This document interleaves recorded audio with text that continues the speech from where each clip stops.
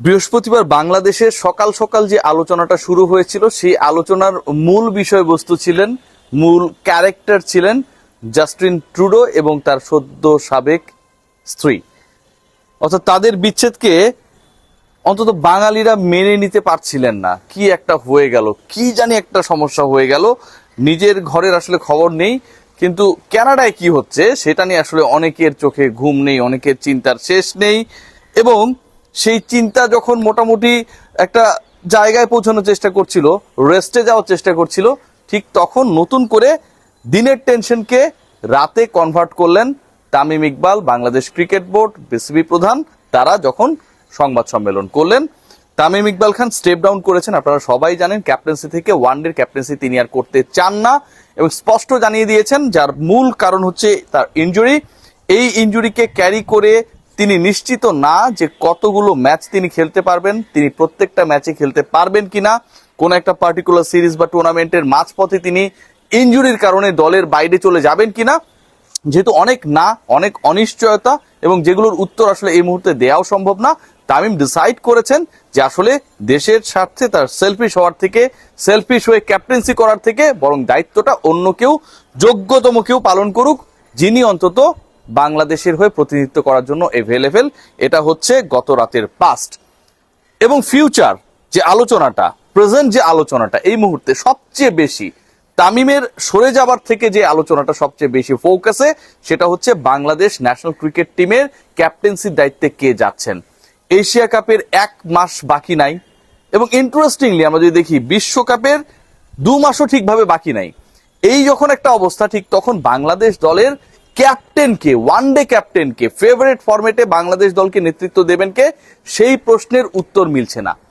অদ্ভুত এক সমস্যা এবং যে সমস্যাটা তৈরি হয়েছে অনেকটা ক্রিকেট বোর্ডের দায়িত্বহীনতার কারণে। নাজমুল হাসান পাপন সেটা স্বীকারও করেছেন যে ডিপার্টমেন্টের আসলে দায়িত্ব ছিল তামিম ইকবালের ইনজুরির আপডেটস গুলোকে প্রপারলি হ্যান্ডেল করা, তারা সেটা পারেননি। যাক, সেই আলোচনা না, কিন্তু ক্যাপ্টেন কে হচ্ছেন, ক্যাপ্টেন্সি তো কাউকে না কাউকে দিতে হবে। ক্রিকেট বোর্ড মিটিং এ বসবেন, সবাই বসবেন, সেই ডিসকাশনটাতে যিনি সবচেয়ে বেশি এগিয়ে কিংবা যার পক্ষে সবচেয়ে বেশি ভোট, সেই মানুষটা কে হতে যাচ্ছেন, সেটা হচ্ছে সবচেয়ে বড় প্রশ্ন। অনেকগুলো নাম নিয়ে আমরা আলোচনা বিভিন্ন সময় শুনেছি এবং ইন্টারেস্টিংলি যে নামটা নিয়ে কদিন আগে অনেকেই অনেক বড় বড় রিপোর্ট করার চেষ্টা করেছে, অনেকভাবে নাজমুল হাসান পাপনের ফোন সাক্ষাৎকার নিয়েও আসলে বলার চেষ্টা করেছে যে আসলে তামিমের অবর্তমানে Liton Kumar Das is going to be the captain.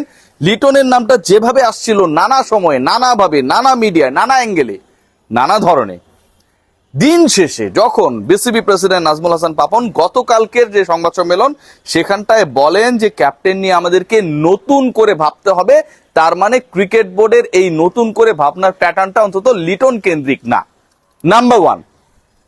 এর বাইরে তো আসলে লিডারশিপ গ্রুপে আরো অনেকেই আছেন। সিনিয়র 2জন ক্রিকেটারের নাম আমরা বলতে পারি। মুশফিকুর রহিম দারুণ ছন্দে রয়েছেন, দানুর ফর্মে রয়েছেন, তিনি ক্যাপ্টেন্সি করেছেন এবং বাংলাদেশ দলকে আসলে টেস্টে একটা সময় মুশফিকুর রহিমের যে ক্যাপ্টেন্সি রেকর্ড সেটা কিন্তু অন্যদের থেকে বেটার ছিল। পরবর্তীতে সেটা চেঞ্জ হয়েছে, স্ট্যাট তো চেঞ্জ হবার জন্যই, কিন্তু মুশফিককে যেভাবে স্টেপ ডাউন করানো হয়েছিল ওই টেস্ট ক্যাপ্টেন্সি থেকে চন্ডিকা হাথুরু সিং এর সময়ই, তারপর থেকে ক্যাপ্টেন্সি, অধিনায়কত্ব এই ব্যাপারগুলোতে তার যে অনীহা, তিনি ব্যাক করবেন না, তিনি সেই দায়িত্বে থাকবেন না, এটা নিয়ে আসলে কোনো ধরনের ডাউট নেই। মাহমুদুল্লাহ রিয়াদ, তার সবচেয়ে বড় সমস্যা তিনি আসলে দলের সুযোগটা শেষ পর্যন্ত পাবেন কিনা। বাংলাদেশের যে স্কোয়াড, বিশ্বকাপের হোক সেটা এশিয়া কাপের হোক, সেই স্কোয়াডে তিনি সার্টেন কিনা সেটাই এখনো নিশ্চিত না। সো ক্যাপ্টেন্সির আলোচনায় মাহমুদুল্লাহ রিয়াদকে নিয়ে আসলে আলোচনা করার কোনো কিছু নেই। এর বাইরে জুনিয়র যে বেঞ্চের ক্রিকেটাররা রয়েছে, ক্যাপ্টেন্সির ইস্যুতে আমি বলছি, মেহেদী হাসান মিরাজের নাম আমরা বলতে পারি, লিটনের নাম তো আমি বললাম, নাজমুল হোসেন শান্তর নাম বললাম, কিন্তু এদের নিয়ে না আসলে কারো খুব একটা এই মুহূর্তে আগ্রহ নেই। ফোকাস একজনের উপরই, পুরো আলোটা একজনের উপরই, সব টেনশন, সিদ্ধান্তের ভার একজনের উপরই। ক্রিকেট বোর্ড হয়তো বলছে ঠিকই যে তারা ডিসিশন নেবে, তারা মিটিং করবে, এটা একটা বড় ডিসিশন, বোর্ড থেকে ডিসিশন আসতে হবে, নাজমুল হাসান পাপন একা চাইলেই সেই সিদ্ধান্ত নিতে পারবেন না। যত কথাই বলুন না কেন পাপন ভাই, এখানটা আসলে দিন শেষে সবার পছন্দ the one and only Shakib Al Hasan.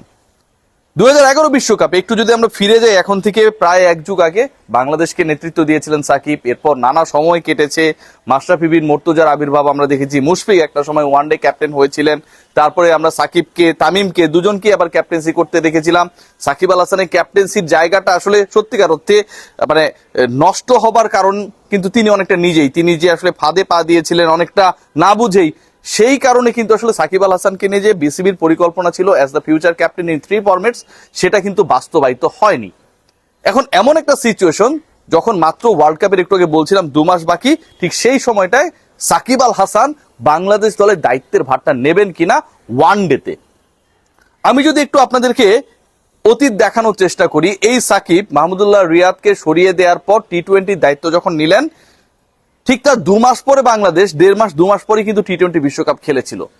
রেজাল্টটা কি হয়েছিল একটু সেই জায়গায় যদি যাই, বাংলাদেশ প্রায় 15 বছর পর, প্রায় 1.5 দশক পর প্রথমবারের মতো টি-20 বিশ্বকাপের মূল পর্বে জয় পেয়েছিল, একটানা 2টো জয়। তার মানে সাকিব আল হাসানের জন্য ম্যাটার করে না যে তিনি কোন সিচুয়েশনে একটা দলকে নেতৃত্ব দিতে যাচ্ছেন। সাকিব ক্যারেক্টারটাই এরকম যে সাকিব আসলে কখন নেতৃত্ব দিবেন, সাকিবের নেতৃত্ব দেওয়ার জন্য অনেকগুলো কম্পোনেন্টকে এখানে অ্যাক্টিভ থাকতে হবে, এই ঘটনাগুলো না অন্তত সাকিবের জন্য প্রযোজ্য না। যেহেতু টি-20 বাংলাদেশের অন্যতম ফেভারিট ফরম্যাটস গুলোর একটা না, সেখানটায় গিয়ে যখন বাংলাদেশ ভিন্ন কন্ডিশনে অস্ট্রেলিয়ায় গিয়ে জয় পায়, তার মানে তার মধ্যে কিছু একটা রয়েছে, এটা নিয়ে আসলে ডাউট নেই। আমি বলি আর না বলি, তার মধ্যে আসলে স্পেশাল কিছু একটা রয়েছে। ওয়ানডে বিশ্বকাপ বাংলাদেশের ফেভারিট ফরম্যাট, যেখানটায় বাংলাদেশের লক্ষ্য অনেক বড়। টি-20 বিশ্বকাপে বাংলাদেশের লক্ষ্য থাকে হচ্ছে কোনো মতে জয় পাওয়া, ওই যে অতীতের যে গ্লানি বাংলাদেশ মূল পর্বে জিততে পারে না সেটা থেকে বের হয়ে আসা। কিন্তু ওয়ানডে তো হিসাবটা এরকম না, বাংলাদেশ ওয়ানডেতে অন্তত সেমিফাইনালস খেলতে চায়, এটা সবাই বলে, এটা আমার কথা না, আপনাদের কথা না। আবার বাংলাদেশ অনেকেই একটু আগ বাড়িয়ে ফাইনাল খেলতে চায়, আরো আগ বাড়িয়ে আরেকটু উপরে ওঠে, সপ্ত আসমানে উঠে অনেকে চ্যাম্পিয়ন হতে চায়। স্বপ্ন দেখতে কোনো বাধা নেই, কিন্তু বাস্তবতা যেটা সেটা হচ্ছে যে পুরো দলটাকে তো আসলে রান করাতে হবে। যেই দলটা অপ্রতিরোধ্য ছিল, সেই দলটা দলের ভেতরে এমন কিছু সমস্যা তৈরি হইলো, আফগানিস্তানের বিপক্ষে হোম সিরিজে তারা হেরে গেল। আফগানিস্তানকে আমি ছোট বলছি না, তাদেরকে কোনোভাবে মিনোস বলার সুযোগ নেই, দে আর এ গুড সাইড। কিন্তু এই বাংলাদেশ তো শক্তিশালী দলগুলোর বিপক্ষে জিতেই ওয়ানডে সুপার লিগে 3rd পজিশনটা এনশিওর করেছিল। তাহলে কি হলো? ওই যে নেতৃত্বের জায়গা, কোচের সাথে সংকট, সবকিছু মিলিয়ে ড্রেসিং রুমে একটা অস্বাস্থ্যকর পরিবেশ, সেটাকে ঠিক করার একমাত্র ক্যারেক্টারটা আমার কাছে মনে হয় সাকিব আল হাসান। মিরাজ বলেন, লিটন বলেন, শান্ত বলেন, যেই ক্যারেক্টারগুলোর কথা আমরা বলছি, যাদের আলোচনা আমরা আনছি, যার কথাই আমরা বলি না কেন, এন্ড অফ দ্য ডে বিশ্বকাপের মতো বিগ টুর্নামেন্টে বিশাল স্বপ্ন পূরণের জন্য আপনাকে সত্যি সত্যি একজন সাকিব আল হাসানকেই দরকার, যিনি ডিসিশন নিতে পারেন, ডিসিশন দিতে পারেন, কারো দেয়া চাপানো মতকে তিনি অগ্রাহ্য করতে পারেন, এবং ইন্টারন্যাশনাল এক্সপেরিয়েন্স শুধু না, ভারত ফ্র্যাঞ্চাইজ ক্রিকেটের এক্সপেরিয়েন্স, পুরো দলের সম্পর্কে আইডিয়া, নিজে পারফর্মার, এই ব্যাপারটা না একজন ক্যাপ্টেনের জন্য খুব বেশি দরকার। সো আমার কাছে যেটা মনে হয়, ক্রিকেট বোর্ড আলটিমেটলি সাকিবকে নিয়েই পরিকল্পনা করছে, করবে, করা উচিত। যদি এমনটা না করে, এটার থেকে নির্বুদ্ধিতা কিছু হবে না। এবং সাকিবের উচিত যেভাবে তিনি একদম অন্তিম মুহূর্তে একটা ক্রাইসিস মোমেন্টে টি-20 ক্যাপ্টেন্সিটা নিয়ে বাংলাদেশ দলকে বদলানোর চেষ্টা করছিলেন। আমরা কিন্তু টি-20 কিছুদিন আগে ইংল্যান্ডকে হোয়াইট ওয়াশ করেছি, একটু আপনাদেরকে জানিয়ে রাখি। সেই সাকিব আল হাসান ওয়ানডের দায়িত্বটা যদি নেন, দলটা তো মোটামুটি ঠিকঠাকই, 1-2টা পজিশন নিয়ে ঝামেলা, ব্যাকআপ ওপেনার কে হবে, নাম্বার 7 কে হবে, এগুলো নিয়ে ঝামেলা, দলে কিন্তু বড় কোনো সমস্যা নেই। সো সাকিব যদি টেক ওভার করেন, সাকিব যদি বড় সময়ের জন্য, অন্তত 2 বছরের জন্য ওয়ানডের ক্যাপ্টেন্সিতে দায়িত্বে যান, আমার কাছে মনে হয় এর থেকে ভালো কোনো কিছুই হতে পারে না। And this is going to be the best option.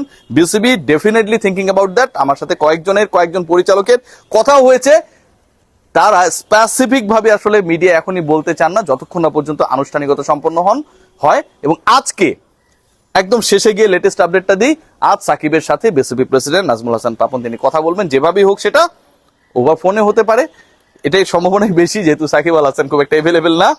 এবং এই ব্যাপার নিয়ে আলোচনা হবে, বিসিবি এবং সাকিবের আলোচনা আজকে থেকেই শুরু হচ্ছে about the captaincy of ODI.